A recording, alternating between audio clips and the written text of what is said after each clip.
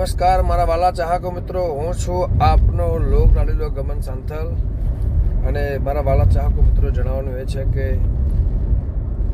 આપણું પરગણ ચુવાડ અને ચુવાડનું 84 ગામનું શોગુ અને શોભા ભગવતી જગદંબા જોગમાયા મારી ચુવાડ ચોકની બહુચરમાં દરેકને જય બહુચર, જય માતાજી.